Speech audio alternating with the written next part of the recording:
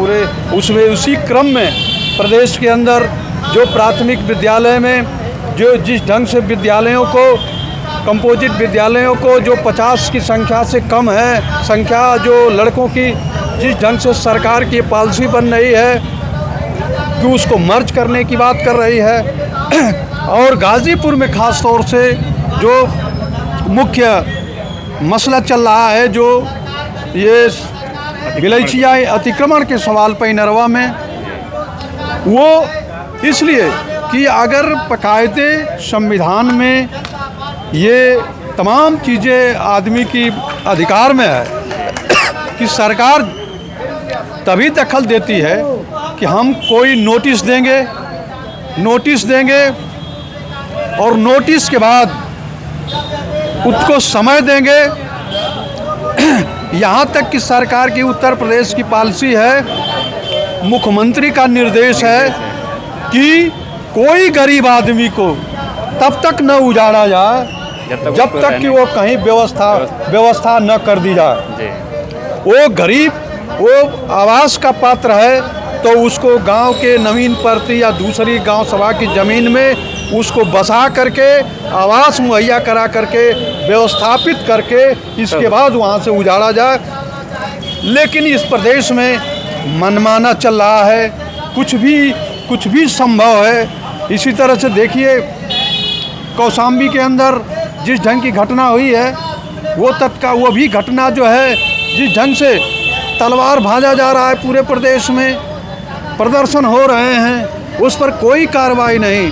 लेकिन उस दिन हमारे देश के उच्च आज़ाद समाज पार्टी के चंद्रशेखर आए हुए थे और वहाँ पर जिस ढंग से मुंडन करा करके कान पकड़वा करके ये मानवीय मूल्यों का हनन जो किया जा रहा है, दमन किया जा रहा है। उसी कौशाम्बी के अंदर एक देखें कि एक आदमी बोझा उठाने के लिए गरीब आदमी से कहा, बोझा नहीं उठाया, उस बोझे में बांध करके उसको जला दिया।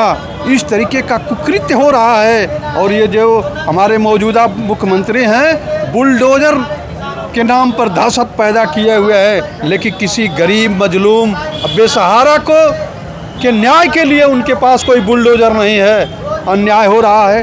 थाना की स्थिति है, थाना में लगातार बगैर पैसे का कोई काम नहीं हो रहा है, तहसील में कोई बगैर पैसे का काम नहीं हो रहा है। इन तरह परिस्थितियां बनी हुई हैं। खास तौर से हम लोग जखनिया में उसके लिए मांग पत्र में है। जखनिया में हम धर्मागतपुर के मसले पर 5 दिन धरना पर बैठे थे। वहाँ का SDM वो वादा किया था कि हम 1 हफ्ते के अंदर ये निस्तारण करेंगे, लेकिन आज तक निस्तारण नहीं हुआ। जबकि ज़िले में संचारी रोग नियंत्रण कमेटी बनी है और वहाँ धर्मागतपुर में पानी बाधा हुआ है, पूरे गांव का गंदा नाला का पानी वहाँ पर पड़ा हुआ है और वहाँ तमाम गंभीर रोग के शिकार हो रहे हैं, लेकिन सरकार के कान पर जू नहीं रेंग रहा है। इस तरह की घटनाएं पूरे ज़िले में हो रही हैं लगातार और जाति के नाम पर, धर्म के नाम पर नंगा नाच हो रहा है और उस पर सरकार का कोई अंकुश नहीं है। ये पूरे देश में इस तरीके का माहौल बना हुआ है। हमारे इस देश में इंडिया गठबंधन बना है। इंडिया गठबंधन के मुख्य इलाही हम कम्युनिस्ट पार्टी के लोग हैं, वामपंथी लाल झंडे के लोग हैं।